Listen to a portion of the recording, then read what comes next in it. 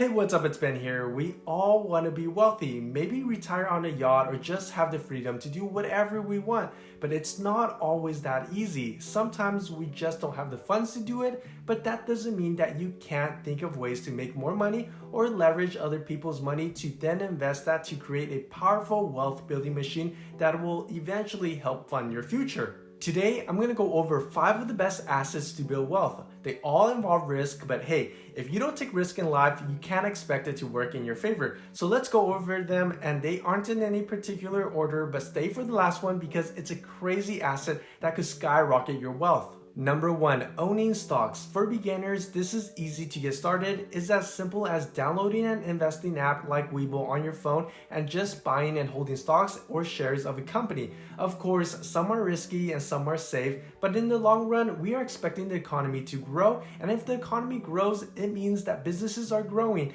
and the initial investment that you put in will grow and your overall wealth will increase as well. If you want to learn more on how to get started, feel free to check out my other videos on this channel. Number 2, owning digital assets. These will have to be income producing assets that will increase your wealth. I'm not just talking about some digital file you have that's stored in the cloud. Great example would be that if you have a website that is making you money on sales or ads, or if you have photos or videos that you've taken so other people can use them online by purchasing them, and that's the same for softwares. And even your YouTube channel can be a great asset if you use it to make money.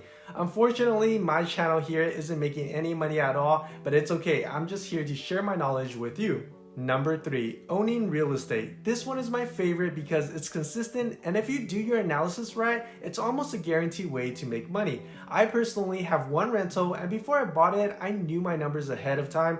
If you invest in an area that's growing, real estate prices will increase for sure, and we've seen it from time to time. It's going to be a long-term investment, but hey, 20 or 30 years from now, you will notice a significant increase in your wealth if you choose to stick with real estate. And statistics do show that 90% of millionaires invest in real estate to build wealth. If they're doing it, maybe it's not a bad idea to follow them. And if you don't have much to invest in physical real estate, you can always invest in real estate stocks. It's not going to be the same, but at least you can diversify your portfolio and get a feel for how the real estate game works.